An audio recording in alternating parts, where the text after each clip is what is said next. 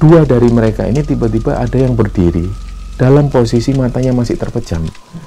Nah, semua yang ada di sana ngelihat Desi itu tangannya bergerak seperti orang yang menari.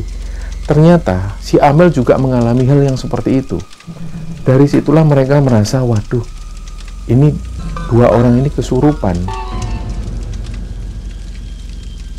Sosok yang masuk ke tubuh Nisa ini sosoknya bandel.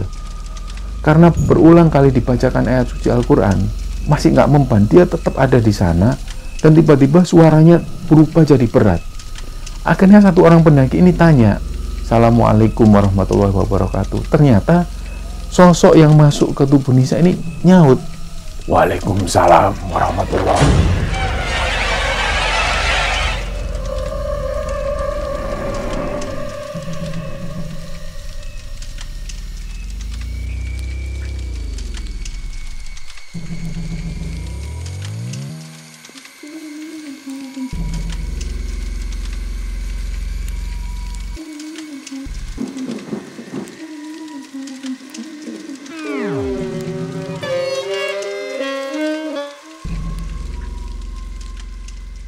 Bismillahirrahmanirrahim. Assalamualaikum warahmatullahi wabarakatuh. Sobat Kembara Sunyi dimanapun berada, pada kesempatan kali ini kami akan bercerita tentang sebuah kisah pendakian yang dialami oleh Nisa dan teman-teman ketika mereka mendaki ke Gunung Lawu via Cemoro Sewu. Sebelum kita masuk ke ceritanya, untuk teman-teman yang nonton tayangan ini dan belum subscribe, yuk jangan lupa subscribe lebih dulu agar channel Kembara Sunyi ini lebih berkembang lagi dan kami lebih bersemangat lagi dalam membuat konten-konten terbaru di Kembara Sunyi. Dan untuk teman-teman yang telah mendukung kami sejauh ini, kami ucapkan terima kasih banyak. Semoga amal kebaikan teman-teman dibalas kebaikan berlipat oleh Allah Subhanahu wa Ta'ala.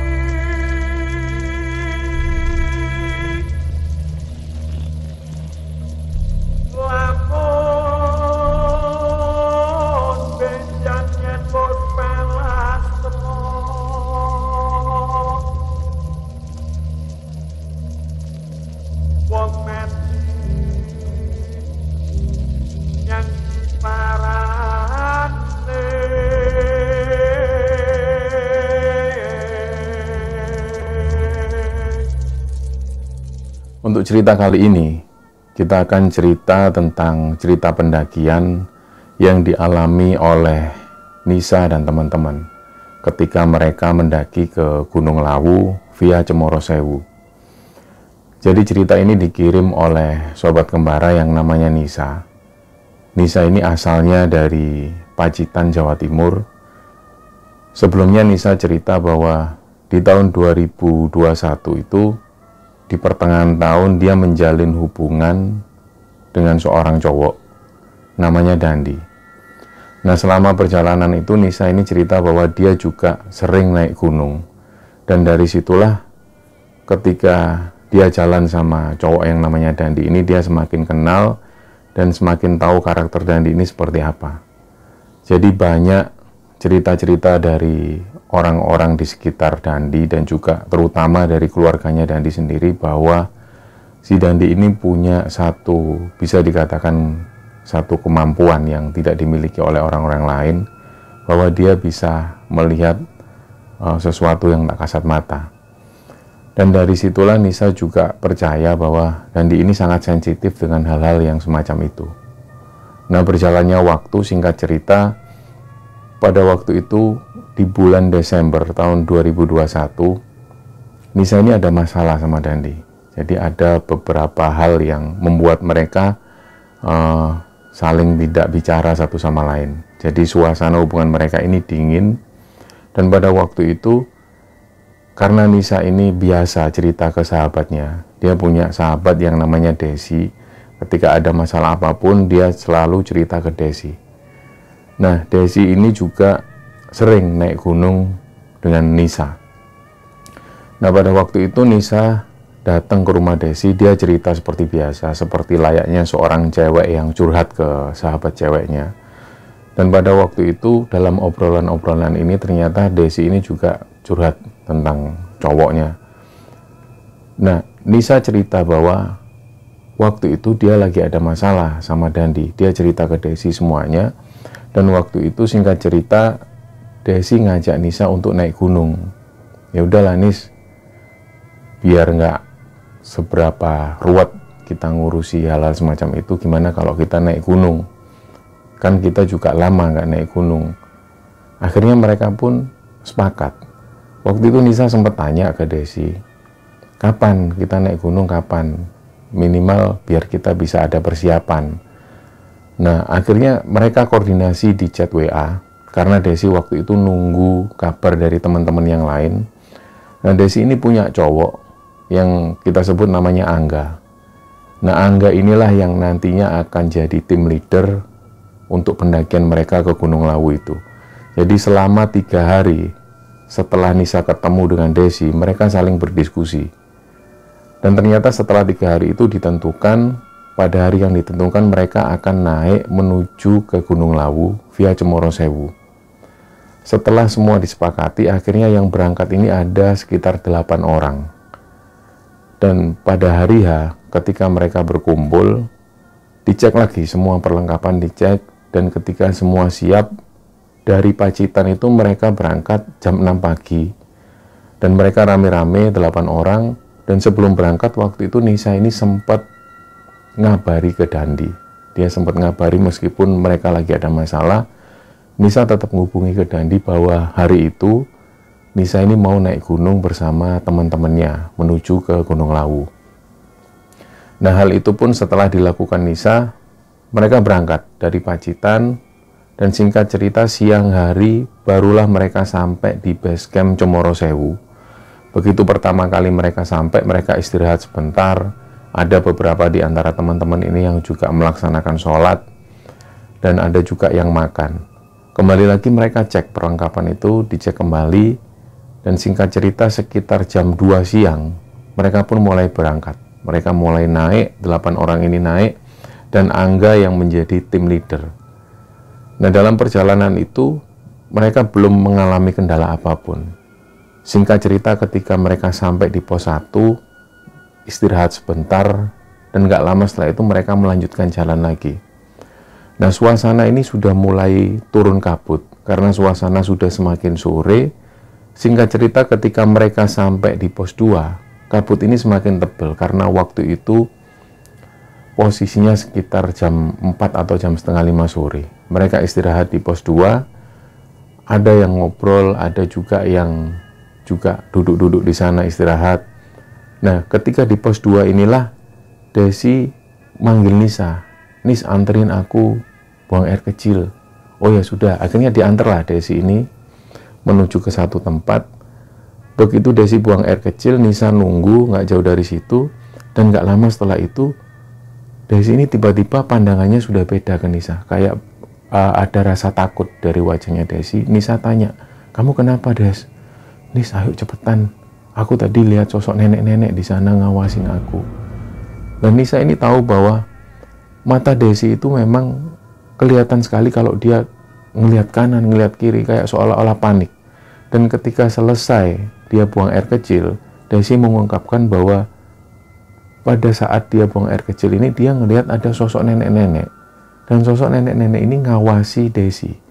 Dari situlah mereka langsung kembali menuju ke pos 2. Di sana karena teman-teman ini sudah melihat wajah Desi yang panik, akhirnya Desi pun juga bilang ke teman-temannya, ayo kita lanjut jalan yuk. Nah, tanpa tanya, mereka sudah tahu apa yang dimaksud oleh Desi, bahwa suasana di sana sudah tidak lagi kondusif. Akhirnya mereka cepet-cepetan, mereka pun langsung jalan. Nah, belum lama jalan, tiba-tiba Nisa ini jatuh. Dan pada saat Nisa jatuh, sampai-sampai tas karier Nisa ini jatuh di tanah. Dan waktu itu teman-temannya tanya, terutama si Angga ini sebagai tim leader, kamu nggak apa-apa Nis, ini kakiku sakit.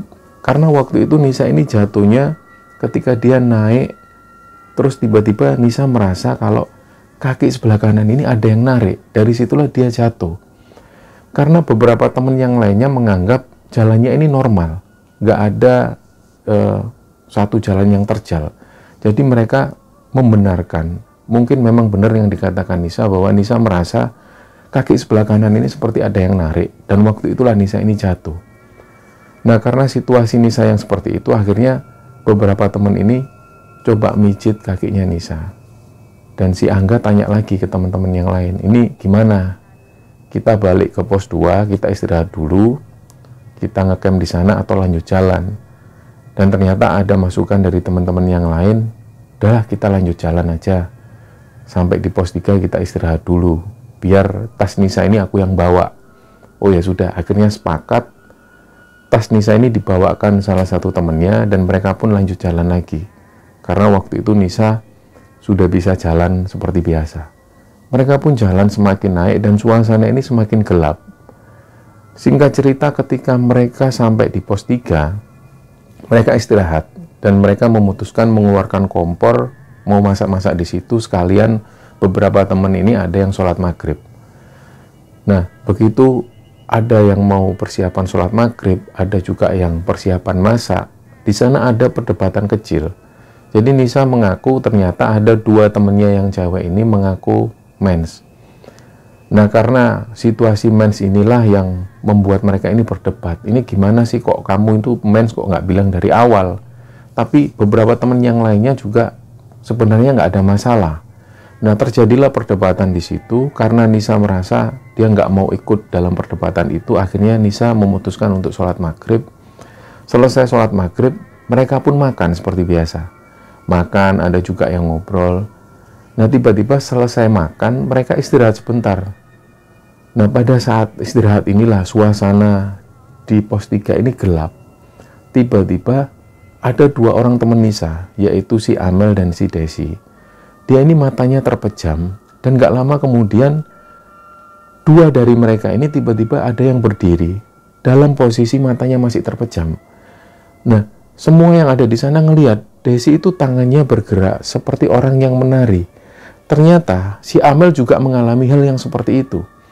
Dari situlah mereka merasa, waduh, ini 2 orang ini kesurupan. Dan dua-duanya itu seperti menggerakkan tangannya seperti para penari-penari Jawa. Gak lama kemudian ternyata ada salah satu dari mereka yang tiba-tiba seperti orang nyinden. Dan suaranya itu terdengar jelas. Dan gerakan mereka itu tetap seperti orang yang lagi nari. Nah, karena situasi yang semakin riuh waktu itu, akhirnya teman-teman ini membacakan apa yang mereka bisa. Sementara si Desi dan Amel ini matanya tetap tertutup, dan mereka melakukan gerakan-gerakan seperti orang yang lagi nari. Dan lagi-lagi salah satu dari mereka ini duduk seperti layaknya seorang sinden, dan mereka itu mendengar bahwa salah satu dari mereka ini menyanyikan lagu-lagu seperti layaknya seorang sinden.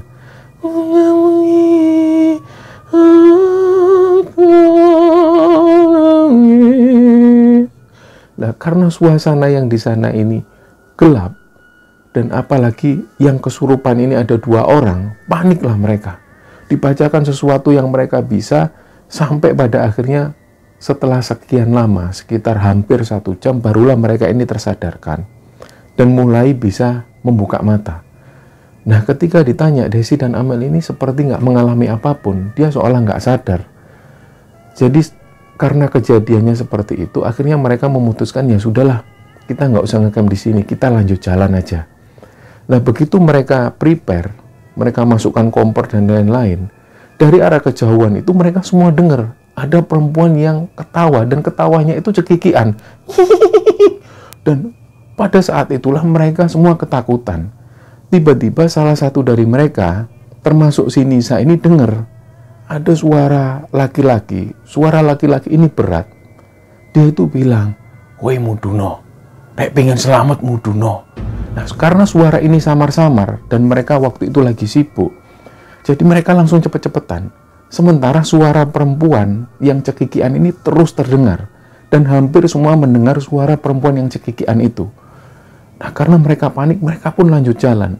Nah, sepanjang perjalanan dari pos 3 menuju ke pos 4, selain suasana ini gelap dan kabut sudah turun, sepanjang perjalanan itu banyak sekali yang mengawasi. Nah, entah yang mengawasi itu apa, tapi beberapa dari mereka itu sadar bahwa di sepanjang perjalanan ini mereka seolah diawasi, dan suara-suara perempuan yang cekikian ini terus terdengar. Jadi karena mereka dalam kondisi panik, mereka pun terus jalan sampai ketika mereka sampai di pos 4, langsunglah mereka membuka tenda dan memutuskan ngecamp di situ. Nah, setelah semua dikeluarkan, ada yang bikin api unggun kecil. Mereka menyalakan api unggun, dan beberapa di antara mereka ada yang ngobrol, ada juga yang sudah persiapan masuk untuk tidur. Terutama si Nisa ini, mungkin karena Nisa sudah kondisinya capek, dia memutuskan masuk tenda lebih dulu, sementara teman-teman yang lain masih ada di luar, persis di depan api unggun kecil itu. Ternyata dari dalam tenda, Nisa ini dengar bahwa teman-temannya ini lagi ada perdebatan kecil juga. Disitulah Nisa keluar, ternyata Nisa tahu bahwa ada 2 orang temannya ini yang bawa minum-minuman keras. Dan disitulah mereka minum minuman keras. Nah, karena ada beberapa teman ini yang gak tahu menau bahwa ada salah satu rombongannya yang bawa minuman keras, dan mereka gak terima, terjadilah perdebatan itu. Nah, karena Nisa berpikir, ya sudahlah, kalian sama-sama dewasa, kalian tahu apa resikonya. Jadi Nisa ini mengabaikan, dia tidur lebih dulu. Dan waktu itu Nisa ini masih mendengar bahwa mereka ini masih ribut-ribut kecil. Gak lama kemudian Desi pun nyusul. Desi ini masuk dalam tenda. Nah, gak lama setelah itu barulah beberapa teman laki-laki mengakhiri perdebatan itu. Mungkin mereka juga merasa, ya sudah, terserah, urusan kalian sendiri. Yang penting ada yang sudah berlepas tanggung jawab bahwa apapun itu, mau kalian minum minuman keras, resiko tanggung sendiri. Nah, jadi yang ada di depan api unggun kecil ini tinggal beberapa orang, terutama yang mereka yang minum minuman keras itu. Ternyata begitu Nisa ini tidur, dalam mimpinya ini Nisa ketemu satu perempuan. Lah, perempuan ini wajahnya cantik sekali, layaknya perempuan Jawa. Dia pakai busana Jawa dan baju kebaya berwarna kehijau-hijauan, dan ada selendang yang berwarna keemasan. Perempuan ini berdiri diam dan gak melakukan aktivitas apapun. Tapi Nisa itu seolah melihat bahwa perempuan ini ada di depan tendanya. Nah, dari situlah Nisa nggak sadar lagi apa yang terjadi pada dirinya. Dia nggak tahu menau. Di belakang hari kemudian, dia baru dapat cerita dari teman-temannya. Nah, ternyata ketika Nisa ini masuk dalam tenda, dan 2 orang temannya yang lagi ada di luar itu dengar, di dalam itu ada yang ribut. Jadi seolah-olah ada yang mengigau dari dalam tenda. Nah, karena 2 orang temannya ini, dia nggak mau kejadian apa-apa karena sebelumnya ada yang kesurupan. Mereka pun mulai buka tenda. Ternyata di dalam tenda itu Nisa dan Desi ini matanya terpejam. Dan mereka ini melihat Nisa dan juga Desi ini melakukan gerakan seperti orang yang lagi menari. Dan lagi-lagi dua-duanya itu seperti layaknya orang yang nyinden, menyanyikan lagu-lagu Jawa. Kalau sebelumnya si Amel dan Desi yang kesurupan dan seperti orang nyinden juga melakukan gerakan seperti tarian, waktu itu di pos 4 yang mengalami kesurupan dan melakukan nyinden dan juga tari-tarian yaitu Nisa dan Desi. Nah, karena 2 orang ini panik, dibangunkanlah semua teman-temannya. Ketika semua teman-temannya bangun, mereka semua melihat bahwa Nisa dan Desi ini terus-terusan seperti itu. Dia kadang-kadang berdiri dan tiba-tiba dia seperti orang yang menari. Gak lama kemudian mereka duduk seperti orang nyinden dan bersuara seperti layaknya orang yang lagi nyinden. Nah, situasi semacam itu terjadi terus-menerus. Karena mereka ini sudah nggak mampu lagi untuk menyandarkan Nisa dan Desi. Mereka terus kesurupan. Akhirnya nggak lama kemudian mereka ini pun pasrah. Dia nggak tahu lagi harus gimana. Dan salah satu dari mereka terus membacakan ayat-ayat suci Al-Quran itu. Nah, beberapa saat kemudian Nisa dan Desi sadar. Dan mereka tidur kembali. Karena mereka sudah takut, mereka semua masuk dalam tenda. Jadi malam itu mereka masuk dalam tenda dalam posisi ketakutan. Nah, begitu mereka ada di dalam tenda, ada angin yang meniup kencang sekali ke ke tenda mereka. Jadi seolah-olah tenda mereka ini kayak ada yang dorong, saking kencengnya angin itu. Jadi wak wak wak wak. Dan mereka semua yang ada di dalam tenda ini merasa ketakutan karena angin ini berhembus nggak seperti biasanya, kayak seolah-olah ada tangan besar yang mendorong tenda mereka. Itu terjadi terus-menerus, dan mereka semua yang ada di dalam tenda ini kerasa kalau tenda mereka itu seperti digoncang-goncangkan seperti itu. Nah, nggak lama kemudian, karena mereka takut, mereka pun keluar. Dan ketika beberapa dari mereka keluar, mereka mendengar lagi Nisa dan Desi ini masih kesurupan. Dia seperti orang nyinden, dan suara orang nyinden ini terus terdengar. Amin. Padahal mereka tahu bahwa sebelum-sebelumnya Desi dan Nisa itu tidak pernah sekalipun mereka menyanyikan lagu-lagu Jawa. Tapi kali itu dengan posisi mata tertutup, mereka yakin bahwa Nisa dan Desi ini kesurupan lagi. Nah, karena mereka panik, akhirnya Angga sebagai tim leader dan salah satu temannya ini diajak oleh Angga untuk nyari pendaki lain supaya membantu Nisa ini menyadarkan dari kesurupannya. Dicarilah beberapa tenda di sana, dicari, dan banyak yang sudah masuk ke dalam tenda untuk istirahat. Ternyata dari kejauhan mereka ngelihat ada 2 orang pendaki yang duduk-duduk di depan tenda. Disitulah Angga langsung minta tolong, "Mas, boleh minta tolong, Mas?" "Kenapa, Mas?" "Ini, Mas, 2 orang teman saya ini kesurupan. Saya minta tolong karena kami sudah nggak bisa lagi menyadarkan mereka." Akhirnya 2 orang pendaki ini langsung menuju ke tenda Angga dan teman-teman. Begitu mereka buka tenda, ternyata 1 orang pendaki ini kaget. "Loh, astagfirullahaladzim, Nisa." Nah, otomatis semua yang ada di sana kaget. "Loh, Mas, kok kenal sama Nisa?" Pendaki ini cuma senyum. Akhirnya mulailah 1 orang pendaki ini membacakan ayat-ayat suci Al-Quran. Selesai membaca, jari telunjuknya ini menyentuh ke arah kening Desi. Dan setelah disentuh, kemudian Desi ini lemes. Dan setelah Desi ini sadar, dia nyuruh ke teman-teman yang lain, "Tolong ini dipindah dulu ke tenda yang lain. Dan yang satunya ini, yang Nisa ini, biar coba tak keluarkan." Lah, si satu pendaki ini paham bahwa sosok yang masuk ke tubuh Nisa ini sosoknya bandel. Karena berulang kali dibacakan ayat suci Al-Quran, masih nggak mempan, dia tetap ada di sana, dan tiba-tiba suaranya berubah jadi berat. Akhirnya 1 orang pendaki ini tanya, "Assalamualaikum warahmatullahi wabarakatuh." Ternyata sosok yang masuk ke tubuh Nisa ini nyaut, "Waalaikumsalam warahmatullahi." Barulah si 1 orang laki-laki ini tanya, "Jenengan ini sinten? Kamu siapa? Kenapa kok kamu masuk ke tubuh anak ini?" Langsunglah si sosok ini bilang, "Aku gak senang karo hari-hari ini. Soalnya hari-hari ini ganggu kesucian tempatku." Lah, akhirnya 1 orang pendaki tanya lagi, "Memangnya ganggu apa? Anak ini sudah jadi tanggung jawabku. Tolong kamu keluar saat ini juga." Dia tetap nggak mau. "Wah, kowe arek wingi sore kok macem-macem." Jadi dia bilang bahwa, "Kamu itu anak kemarin sore berani-berani nantang aku." Dia bilang lagi, "Aku nggak nantang kamu. Aku cuma minta kamu keluar dari tubuh anak ini. Anak ini kasihan, dan dia ini sudah jadi tanggung jawabku. Jadi tolong kamu keluar." Ternyata dia tetap marah.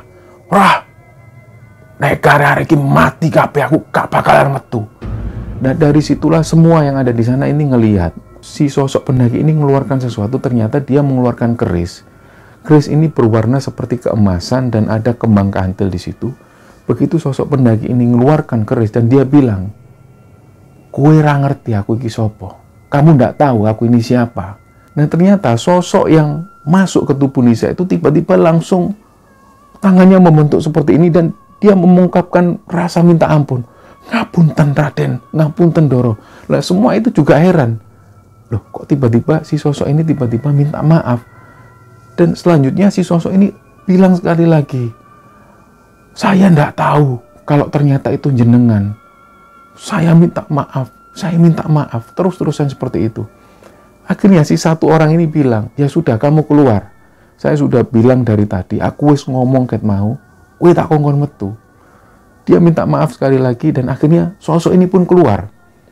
Nah, dari kejadian itulah akhirnya 1 orang pendaki ini bilang, "Ya sudah, biar Nisa ini istirahat dulu." Akhirnya satu orang pendaki ini pun keluar dari tenda dan dia kembali ke tendanya. Nah, pagi hari itulah baru Nisa tahu bahwa semalam dia itu ternyata kesurupan. Diceritakanlah semua. Teman-temannya ini cerita bahwa waktu itu ketika Nisa masuk dalam tenda, dia mengalami kesurupan. Nisa baru sadar.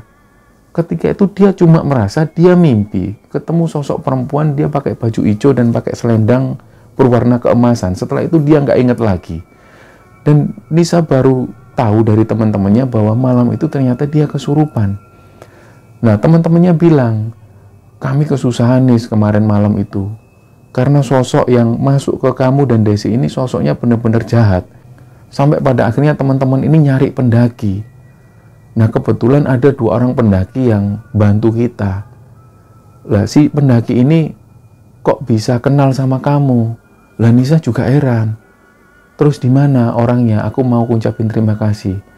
Ya sebentar, kita sarapan dulu, setelah itu nanti tak anter. Mereka tendanya ada di sana. Setelah mereka sarapan, karena Nisa ini penasaran, siapa pendaki yang kenal sama dia? Terus kok sampai dia bisa menolong Nisa? Nisa ini mau mengucapkan terima kasih. Ternyata ketika diantar, Nisa baru tahu bahwa ternyata pendaki itu adalah Dandi, cowoknya sendiri. Disitulah ketika Nisa tahu bahwa Dandi ada di Gunung Lawu, Nisa pun langsung minta maaf. Dia peluklah cowoknya itu karena dia merasa bersalah. Waktu itu karena keegoisannya sendiri, karena mereka lagi ada pertengkaran. Dan waktu itu Nisa egois, dia memutuskan naik Gunung Lawu dan tanpa mengajak si Dandi ini. Nah, karena kejadian itulah Nisa minta maaf, dan setelah itu Dandi ini memutuskan, ya sudah, kalau gitu nggak usah lanjut naik, kita turun aja supaya nggak ada kejadian-kejadian apapun lagi. Nah, akhirnya semua sepakat, mereka pun packing, mereka kembali turun. Sepanjang perjalanan menuju ke Pacitan itu, Nisa ini tanya ke Dandi, loh kamu kok tiba-tiba bisa nyusul aku ke Gunung Lawu, itu gimana ceritanya? Nah, ternyata ketika itu, sebelum Nisa ini berangkat, Nisa sempat chat ke Dandi. Nisa mengabarkan bahwa dia mau naik ke Gunung Lawu. Nah, pada satu ketika, Dandi ini tertidur. Tiba-tiba dia mimpi. Dalam mimpinya itu, Dandi ini didatengin sosok kakek.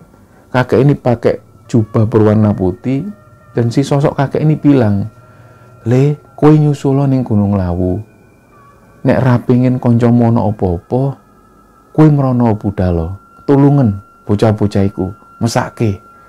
Nah, berbekal pesan inilah, dari mimpi itulah Dandi juga mengalami perasaan yang gak nyaman. Akhirnya dia ngajak satu temennya, dia menuju ke Gunung Lawu, dan ternyata benar firasat Dandi itu bahwa mereka, Nisa dan teman-teman ini mengalami gangguan-gangguan. Nah, cerita inilah yang dibagikan oleh Nisa tentang pengalaman Nisa ketika naik ke Gunung Lawu via Cemoro Sewu. Semoga teman-teman bisa mengambil hikmah dan bisa mengambil kesimpulan dari cerita ini. Mohon maaf kalau ada salah-salah kata. Wassalamualaikum warahmatullahi wabarakatuh.